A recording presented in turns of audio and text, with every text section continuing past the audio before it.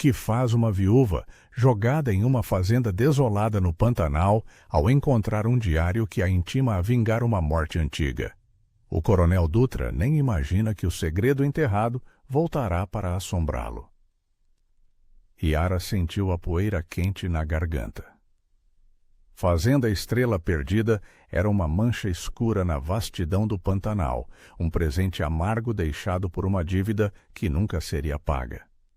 Yara dos Santos, viúva e mãe, aos 35 anos, desceu da carroça, sentindo o ar seco e pesado de meados do ano de 1852.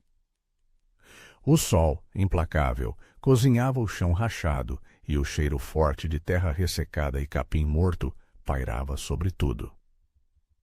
Ela não esperava luxo, mas o abandono daquela propriedade superava qualquer miséria que já tivesse visto. As janelas do sobrado principal eram órbitas vazias e a trepadeira estrangulava a varanda de madeira apodrecida. "Mãe, vamos mesmo viver aqui?" perguntou o pequeno Rafael, de apenas 7 anos, agarrando-se à sua saia, seus olhos castanhos refletindo a desolação.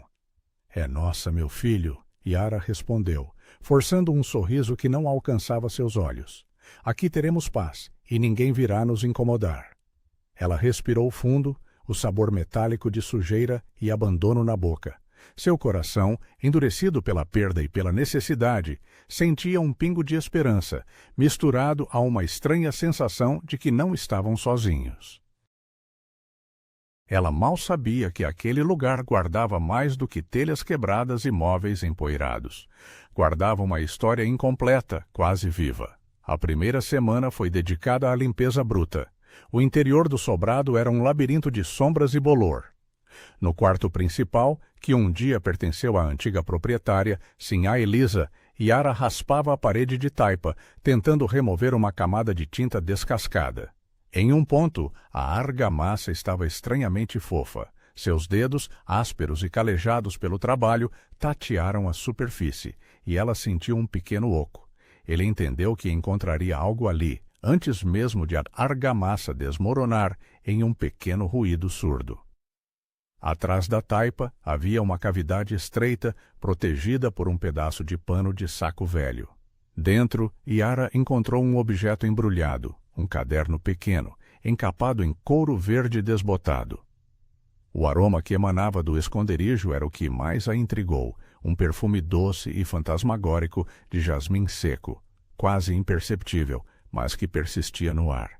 Havia também um pequeno relicário de prata escurecida, delicadamente gravado com a flor de lis, mas sem corrente. Era pesado na palma da mão, frio e manchado pelo tempo. Yara sentiu um arrepio percorrer a espinha. O relicário parecia pulsar com uma tristeza antiga. Ela esperou o anoitecer. Sentada à mesa na cozinha, iluminada apenas pelo fraco brilho do lampião a óleo, Yara abriu o caderno. O papel estava amarelado, a caligrafia feminina, elegante, mas cada vez mais trêmula nas páginas finais. Era um diário. As primeiras páginas falavam sobre a alegria da vida na fazenda, mas o tom mudou rapidamente para uma escuridão crescente, um relato de abandono e desespero. Elisa, a Sinhá, escrevia sobre um amor proibido e o medo. Hoje, 1845, a notícia do feto tornou o coronel Ramiro Dutra de Alencar um monstro. Ele me proibiu de contar ao mundo, disse que mancharia sua reputação. Meu ventre é uma prisão, e minha fazenda, um exílio. Eu sei que não verei meu filho, mas ele pagará por essa coroa de cinzas. Yara parou de ler, seu peito apertado por uma raiva fria. A menção ao nome, Coronel Dutra, ressoou como um trovão. Ramiro Dutra de Alencar era o homem mais poderoso da região, um latifundiário cruel, conhecido por sua mão de ferro e o mesmo que havia tomado a casa de Yara na capital, Cuiabá, antes de ceder-lhe esta miséria como pagamento de dívida. Ele compreendeu que sua história, sua vida de viúva humilde, estava intrinsecamente ligada à tragédia de Elisa. Ela sentiu uma pontada de ansiedade, uma sensação de que o coronel a tinha jogado na toca do lobo para abafar de vez os ecos do passado. O diário continuava, cheio de referências a maldições e o desejo de justiça, não apenas para ela, mas para a criança que morreria com ela. Yara podia quase ouvir o ranger das tábuas no andar de cima, mas sabia que era apenas o vento quente. Não, ela não tinha medo do vento. O diário terminava abruptamente, não com a morte de Elisa, mas com uma frase terrível e inacabada, escrita com tinta borrada. Se um dia esta verdade vier à luz, que a justiça me vingue, ou que a terra. A última palavra estava ilegível, engolida por uma mancha escura. Yara segurou o relicário de prata, sentindo a frieza do metal contra a pele quente. A dor de Elisa, o desespero de uma mãe solitária no Pantanal, parecia ter se instalado naquela casa, e Yara, que tinha perdido tanto, sentiu-se compelida a buscar justiça pela mulher que ela nunca conheceu. Ela era, agora, a guardiã de um segredo perigoso, e o coronel Dutra nem imaginava o que o aguardava. A escuridão da noite na fazenda era total, e o único som era o grito distante de um pássaro noturno. Yara fechou o diário, a determinação crescendo em seu coração. Ela era Yara dos Santos, uma viúva, mas também uma mãe, e a injustiça a queimava mais do que o sol do Mato Grosso. Se a terra não a vingasse, ela vingaria. O toque do relicário em sua mão parecia uma promessa silenciosa, e pela primeira vez em muito tempo, Yara soube exatamente o que fazer. Ela se tornaria a sombra que o coronel Dutra nunca viu, e a paz que ela buscava seria encontrada apenas na ruína dele. Ela não sabia o que era mais assustador, o fantasma do passado ou a missão de vingança que acabara de aceitar. O coronel Dutra pagaria não por sua dívida, mas pela dor de outra mulher. Yara sabia que a vingança não a faria dormir, mas o cheiro de jasmim seco era um chamado. O plano de Yara começou a tomar forma sob o calor opressivo do final de novembro, quando as primeiras chuvas prometiam alívio, mas traziam apenas mais abafamento. Ela precisava de provas que o diário de Elisa não lhe podia dar. Precisava de algo tangível para confrontar o coronel Ramiro Dutra de Alencar. O homem forte da região de Coxim, dono de vastas terras e de uma reputação intocável, não se curvaria a um pedaço de papel velho e a palavra de uma viúva endividada. No relicário de prata, ela descobriu um mecanismo minúsculo. Pressionando o entalhe da flor de lis, o medalhão se abriu, revelando não um retrato, mas uma minúscula folha de papel dobrada 4 vezes. Nela, com uma letra diferente da de Elisa, estava um recibo datado do ano de 1846, assinado por um doutor Jerônimo, atestando o pagamento de um serviço discreto para Sinhá e Alencar. O cheiro de cinzas frias e papel queimado flutuou no ar quando ela desdobrou o papel, frágil como uma asa de borboleta. O recibo era a ponta do novelo, a evidência de que a tragédia de Elisa tinha cúmplices e, talvez, testemunhas. A sede de Dutra, Yara disse para si mesma, olhando o mapa rudimentar da região desenhado a lápis na contracapa do diário. A fazenda principal do coronel, a fortaleza, ficava a 2 dias de viagem a cavalo, um lugar onde a lei era a sua palavra e o medo a moeda de troca. Ela precisava ir até lá. Deixar Rafael para trás, mesmo que por poucos dias, rasgava seu coração. Mas ela entendia que sua segurança dependia da ruína daquele homem. Ela confidenciou o plano à vizinha mais próxima, Dona Inácia, uma senhora calada e de olhos vigilantes que vivia a 1 légua de distância e, em troca de mantimentos, prometeu zelar pelo menino. O coronel Dutra, um homem na casa dos seus 50 anos, de postura militar e bigodes grisalhos bem aparados, estava na fortaleza quando Yara chegou, fingindo ser uma vendedora de rendas do Pantanal, disfarçada com um chapéu de palha grande e um vestido simples de algodão. A atmosfera da fortaleza era sufocante. não pelo calor, mas pela ordem fria e silenciosa que ali imperava. O chão de tijolos da varanda principal cheirava a cera de abelha e tabaco forte, contrastando com o cheiro de mofo da estrela perdida. Na cozinha dos fundos, onde o barulho de panelas e o cheiro de feijão forte eram constantes, Yara conseguiu conversar com uma das cozinheiras, uma mulher idosa de nome Zulmira, que a olhou com uma desconfiança quase palpável. Yara viu em seu rosto a marca do medo e soube que estava no caminho certo. "A senhora conhece a história da sinhá Elisa?" Yara perguntou, a voz baixa, o coração batendo rápido no peito. Ouvi dizer que ela era muito dada a sal jasmim e às rezas. Zulmira parou de mexer a colher de pau, o vapor da panela envolvendo seu rosto enrugado. "Sepulturas para quem as enterra, não para quem busca a verdade." Yara rebateu, mostrando discretamente a Zulmira o relicário de prata, deixando a flor de lis brilhar rapidamente na luz fraca. A visão do medalhão fez a cozinheira engasgar com a fumaça. Zulmira agarrou o braço de Yara com uma força surpreendente. Isso era dela. O coronel disse que ele havia sumido na enchente." A voz dela era um sussurro rouco, cheio de medo reprimido. "Elisa, sim. O coronel a traiu, a fez sofrer. Ele usou o doutor Jerônimo para resolver o problema, mas a alma dela não sossegou." Zulmira apontou para uma velha figueira, imponente, que crescia ao lado do curral.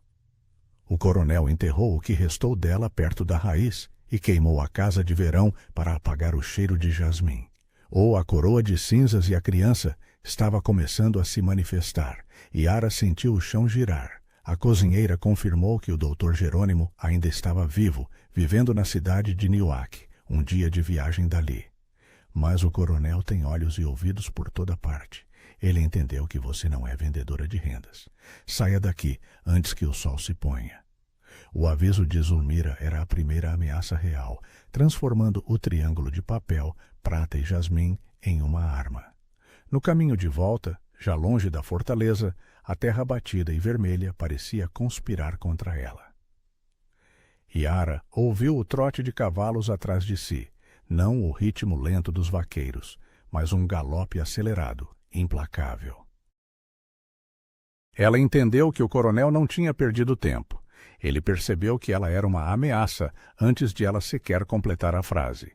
Ela chicoteou a égua, seu vestido simples voando atrás dela, enquanto se lançava em uma corrida desesperada. O som dos cascos se aproximava, e o cheiro de suor e medo se misturava ao cheiro forte da mata. Yara sabia que, se fosse pega, a fazenda Estrela Perdida não seria mais um refúgio, mas uma armadilha. Ela precisava chegar a Newark, ou morreria com o segredo de Elisa. A vida de Yara dos Santos, uma viúva, não tinha preço para o coronel Dutra, mas ele ainda não sabia que a morte dela liberaria o fantasma de uma vingança maior. O medo tinha o gosto de terra e suor, e Yara sabia que não podia parar. A perseguição foi curta e brutal, transformando a paisagem em um borrão de poeira vermelha.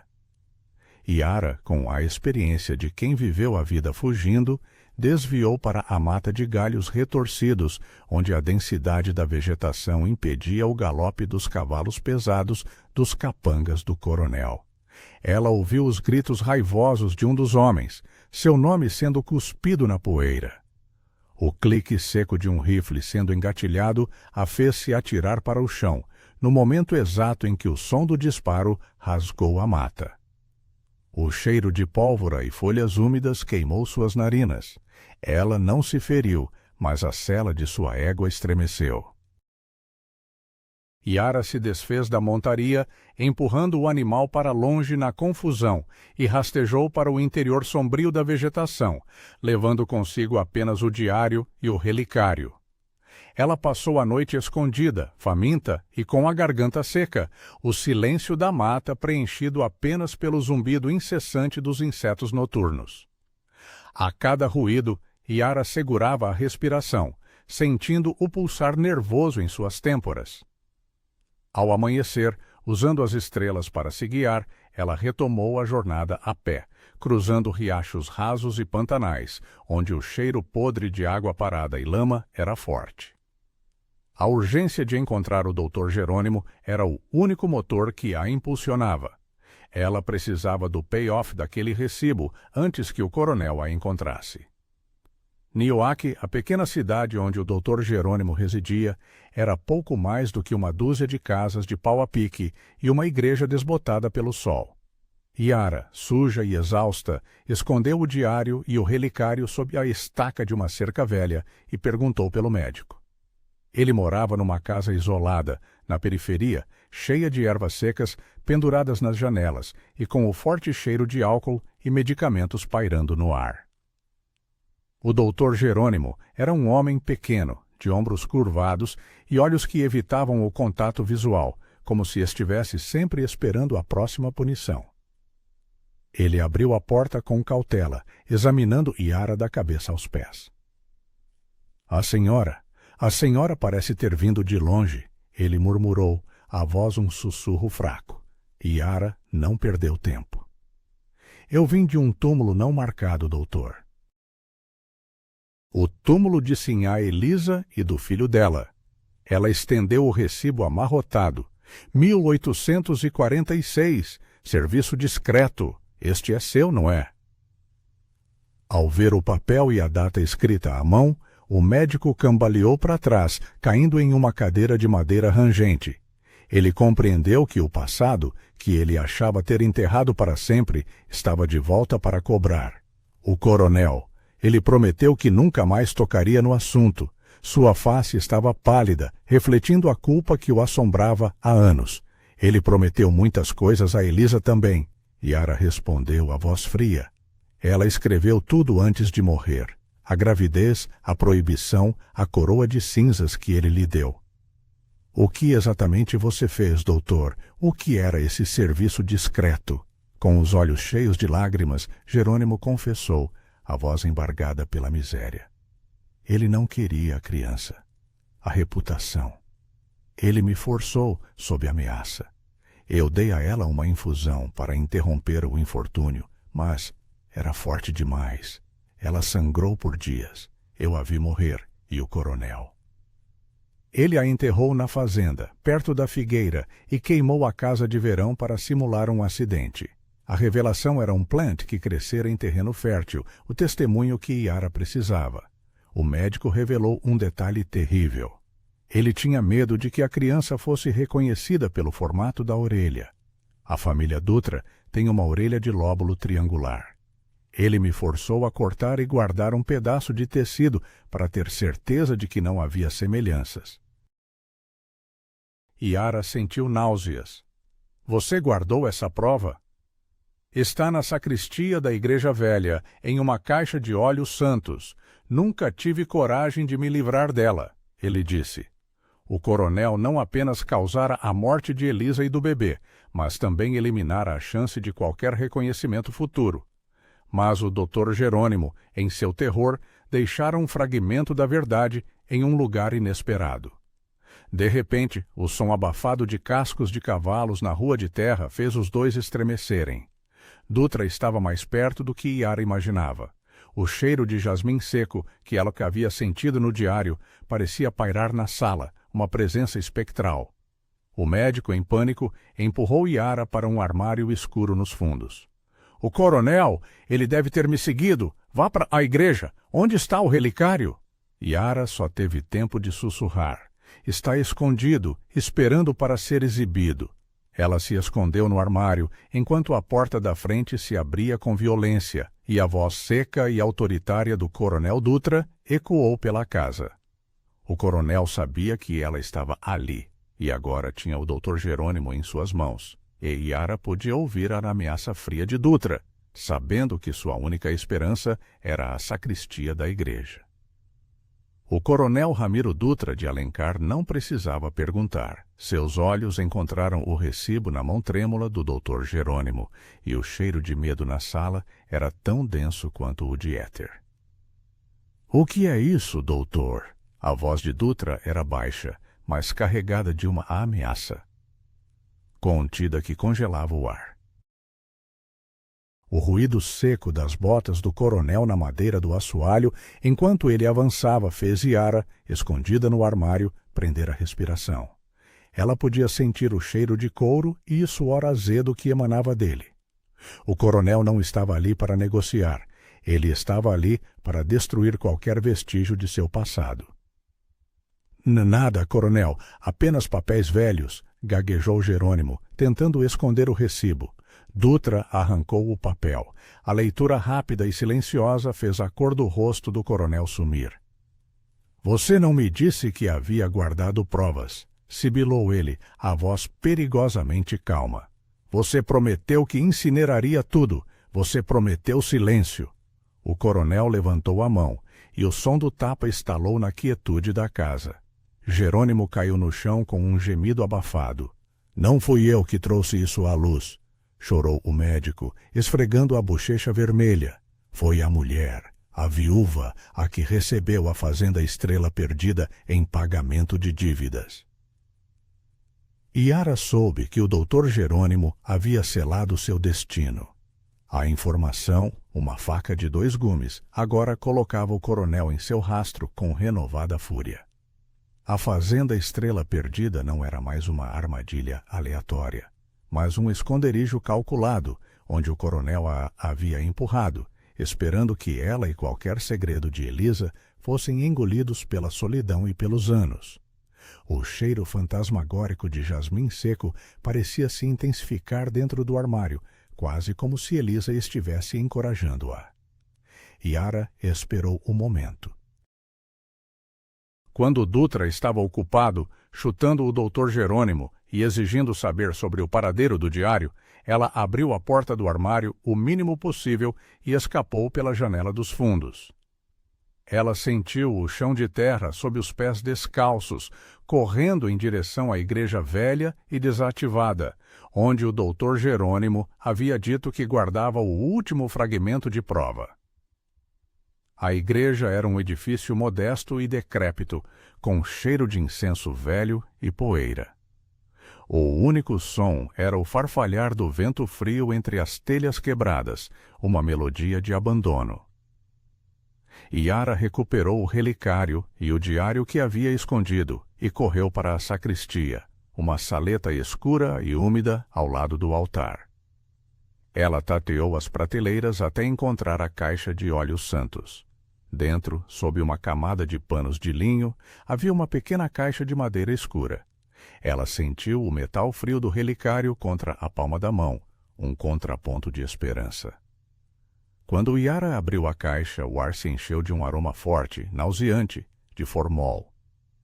Lá dentro, envolto em um pergaminho, estava o que ela procurava: o fragmento de tecido fetal preservado e uma anotação adicional do Dr. Jerônimo detalhando a anomalia do lóbulo triangular. Era a prova irrefutável de que a criança era de Dutra e que ele orquestrou o assassinato. O coronel Dutra estava ali, bloqueando a única saída. Você me deu muito trabalho, viúva, ele disse, a voz cheia de triunfo e raiva. Ele estava segurando o rifle de caça, o cano apontado diretamente para ela. O cheiro de metal frio pairava sobre o incenso. Você deveria ter ficado na sua fazenda em ruínas. Ninguém se importaria se a senhora desaparecesse no Pantanal. Yara manteve a calma, segurando a caixa de madeira e o diário firmemente. Elisa se importaria, e o silêncio dela acabou. Ela deu um passo para trás, em direção ao altar, onde a escuridão era maior. O que é que você tem aí? A coroa de cinzas, a sua condenação, ela respondeu. O momento da confrontação havia chegado, e a vingança deixava de ser uma ideia para se tornar um ato de sobrevivência. Ela sabia que tinha que expor o coronel Dutra, mesmo que isso custasse sua vida. Largue isso. Eu pagarei o dobro pela sua fazenda. O triplo, Dutra ofereceu, mas a ameaça em seus olhos dizia que ele não cumpriria a promessa. Não se trata de dinheiro, coronel. Trata-se de justiça. Yara sentiu o pó de giz na sua mão, vindo do diário, enquanto se preparava para o ataque. O coronel Dutra dispararia, ela tinha certeza. Mas antes que ele o fizesse, Yara o atingiria no ponto mais fraco, a reputação. O coronel Dutra ergueu o rifle, a boca do cano parecendo um olho escuro na penumbra da sacristia. Você é uma tola por pensar que a verdade de uma mulher morta pode deter o poder. Entregue o que tem, ordenou ele, sua voz tremendo de impaciência. O cheiro de pólvora e suor era intenso, sobrepondo-se ao cheiro mofado da sacristia. Yara sabia que ele estava a um passo de atirar, mas a hesitação de Dutra era sua única vantagem. Ele precisava ter certeza de que as provas seriam destruídas e não carregava a intenção de atrair atenção. Yara agiu. Em vez de entregar o diário, ela o abriu e o arremessou em um movimento rápido, em direção ao único lampião pendurado na parede. O óleo se espalhou e o lampião se espatifou com um estrondo. Chamas pequenas, ávidas e laranja, lamberam o papel antigo do diário e subiram rapidamente pela cortina empoeirada. O calor repentino e o cheiro acre de tecido queimado fizeram o coronel recuar por um instante, o reflexo de preservação momentaneamente superando sua raiva. — O que você fez? — gritou Dutra, irritado com a perda do diário. — Eu libertei a alma de Elisa. E agora vou libertar a minha. Yara respondeu, aproveitando o caos e a fumaça para se mover. Ela correu para a parte mais escura do altar principal, onde os velhos pilares de madeira projetavam sombras profundas. A única forma de vencer o coronel era usando a reputação, e para isso ela precisava de testemunhas. Enquanto a fumaça preta se acumulava no teto, ativando os sinos da igreja com seu calor, Yara viu o doutor Jerônimo entrando na igreja, cambaleando, seguido por 2 dos capangas de Dutra. O barulho do sino, estrondoso e caótico, ecoava pela pequena cidade, o que Yara estava esperando para alertar a comunidade sobre o que estava acontecendo. — Peguem ela! Ela queimou o arquivo! — E peguem o médico! Ele é uma testemunha inconveniente! Gritou Dutra, correndo em direção ao altar com o rifle apontado. — Não há mais arquivos, coronel! Yara gritou, a voz rouca por causa da fumaça, mas surpreendentemente forte. Ela saiu das sombras, parando sob o feixe de luz que entrava pelo vitral quebrado, segurando a caixinha de madeira na mão esquerda e o relicário de prata na direita. Mas há uma prova que não queima. Neste momento, a porta principal da igreja se abriu. Atraídos pelo som histérico do sino e pelo cheiro de fumaça, os primeiros moradores de Newark, o delegado local e alguns fazendeiros vizinhos entraram no recinto, paralisados pela cena. O coronel Dutra de Alencar, o homem mais poderoso e respeitado da região, estava parado no altar, segurando um rifle, confrontando uma viúva vestida de andrajos. Yara deu um passo à frente, sua figura emoldurada pelas chamas que lambiam a cortina da sacristia. Ela sabia que tinha 30 segundos para contar toda a verdade antes que Dutra pudesse controlá-la. — Coronel Ramiro Dutra de Alencar! Ela começou, sua voz ecoando com a força de um juiz. — Você não é um homem de honra, mas um assassino. Você matou sim a Elisa, sua amante, na fazenda Estrela Perdida, no ano de 1846, porque ela estava grávida de seu filho. Um murmúrio de choque percorreu a pequena multidão. — Mentira, calúnia! Rugiu o coronel, a fúria distorcendo seu rosto. Ele avançou, mas parou diante do olhar das testemunhas. — Não é calúnia, mas verdade. Esta mulher foi assassinada porque a criança que ele negou tinha a prova de sua paternidade. O coronel a enterrou secretamente e queimou a casa para esconder seu crime. Yara abriu a caixinha de madeira, erguendo o pedaço de pergaminho manchado de formal e o relicário de prata. — Isto é o que restou de seu filho, Dutra. O doutor Jerônimo está aqui para testemunhar que você o forçou a cometer o crime. O doutor Jerônimo, que estava sendo contido pelos capangas, viu sua chance e, em um acesso de desespero, gritou: — É verdade, ele me forçou. Eu guardei a prova por medo de Deus. O coronel Dutra viu sua reputação, seu poder e sua vida desmoronando no meio do cheiro de fumaça e óleo. A coroa de cinzas que eles o havia lhe prometido não era apenas a morte dela, mas a vergonha pública que a assombraria para sempre. O coronel atirou, mas não em Yara. O tiro ressoou pela igreja e Dutra se virou, tentando fugir para a sacristia em chamas, mas o delegado e os fazendeiros o detiveram. Yara, ofegante, sentiu o cheiro de jasmim seco pela última vez, um aroma doce de paz e vindicação, antes de desmaiar. A vingança, ela percebeu, era o silêncio que se seguia à justiça. Yara despertou sentindo a brisa suave e fresca da manhã, mas o cheiro de fumaça e madeira queimada ainda pairava no ar. Ela estava deitada em uma cama modesta na casa do delegado de Nioaque, o Sr. João, um homem justo e cansado que parecia ter envelhecido 10 anos na noite anterior. O tumulto na igreja havia sido contido, mas o escândalo mal havia começado. O coronel Ramiro Dutra de Alencar estava sob custódia, algemado, e a notícia do seu crime e da sua vergonha corria como fogo selvagem pelo sertão. A presença do delegado interrompeu o silêncio. A senhora é uma mulher de coragem, Yara dos Santos, ele disse, sentado na beirada da cama. O som de sua voz era grave e cheio de preocupação. O coronel Dutra tentou subornar cada homem aqui.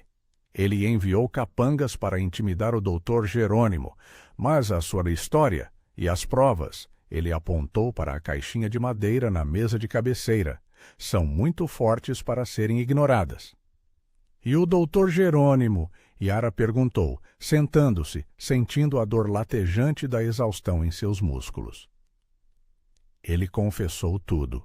O temor de Deus, segundo ele, foi maior que o temor do coronel. Ele terá que pagar por seus atos, mas seu testemunho é a chave para a condenação de Dutra.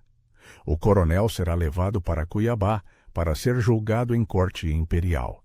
Sua reputação está destruída, mas o processo legal será lento e doloroso. Yara finalmente sentiu o peso sair de seus ombros. A vingança para ela não era a morte do homem, mas a destruição de seu status e a garantia de justiça para Sinhá Elisa e seu filho. Ela tocou o relicário de prata pendurado em seu pescoço. O delegado o havia recuperado, e o metal estava surpreendentemente quente. Ou era a frieza na voz de Yara. Ela sentia alívio, mas não triunfo. Sua luta estava terminada, mas a de seu filho ainda não. O que será da fazenda Estrela Perdida? Perguntou Yara, a preocupação real voltando. Dutra perdeu tudo. O governo imperial confiscará suas terras até que o processo termine, incluindo a Estrela Perdida, o delegado explicou. Mas o diário queimado, o testemunho do doutor e o seu relato provam que aquela fazenda foi a cena de um crime. Eu acredito que a corte permitirá que a senhora a compre por um preço simbólico, ou que a indenize de alguma forma. É o mínimo que podemos fazer. Yara pensou na fazenda Estrela Perdida, agora livre da sombra de Dutra, cheirando a terra queimada, mas também, talvez, a futuro. Ela pensou na ausência do cheiro fantasmagórico de jasmim seco. A alma de Elisa, ela acreditava, havia encontrado seu descanso. De volta à fazenda Estrela Perdida, semanas depois, Yara e Rafael encontraram um silêncio diferente. Não era o silêncio opressor do abandono, mas o silêncio da paz restabelecida. Dona Inácia havia cuidado bem de Rafael, e o menino correu para os braços de sua mãe, o cheiro de mato e leite azedo em suas roupas. Mãe, a casa não está mais triste, Rafael sussurrou, notando a diferença. Não, meu filho, a tristeza se foi com a mentira, Yara respondeu, beijando-lhe a testa. A primeira coisa que Yara fez foi ir até a figueira, onde Zulmira havia dito que Elisa e seu bebê estavam enterrados. O cheiro de cinzas frias ainda estava no ar. Yara não era rica, mas com o pouco que tinha e a ajuda do delegado, ela mandou construir uma pequena cruz de madeira e um montículo de pedra no local. Ela colocou o relicário de prata em uma pequena caixa de metal e a enterrou sob a cruz. Descanse em paz, Elisa. A coroa de cinzas foi para quem a merecia. Yara dos Santos, a viúva endividada, não era rica, mas possuía a fazenda e, mais importante, possuía a verdade. Ela começou a reformar o lugar. Com a ajuda de vaqueiros locais, começou a restaurar as cercas e limpar o jardim, que um dia foi o orgulho de Sinhá Elisa. O sol estava se pondo sobre o Pantanal, e o céu se transformou em uma tela de cores quentes e profundas. Yara estava sentada na varanda, agora consertada, observando Rafael brincar com um pedaço de pau. Ela pensou no longo caminho até ali, nas noites de medo, no cheiro do formol e na fúria do Coronel Dutra. A luta havia sido por Elisa, mas a vitória era por Rafael. Ela podia olhar para o horizonte sem ver a sombra de dívidas ou de homens maus. A fazenda Estrela Perdida não era um monumento à vingança, mas um alicerce para uma nova vida. Yara sabia que a vida no Pantanal seria difícil, mas estava livre. E para uma viúva-mãe no Brasil Imperial, a liberdade era a maior de todas as riquezas. Ela sorriu, sentindo o ar fresco da noite na pele, um perfume de terra molhada e vida nova. A viúva, que procurou justiça para uma morta, encontrou a paz para si e para seu filho. O Coronel Dutra estava em Cuiabá, enfrentando a lenta condenação, e a Estrela Perdida, ironicamente, brilhava novamente, um farol de justiça no coração do Pantanal.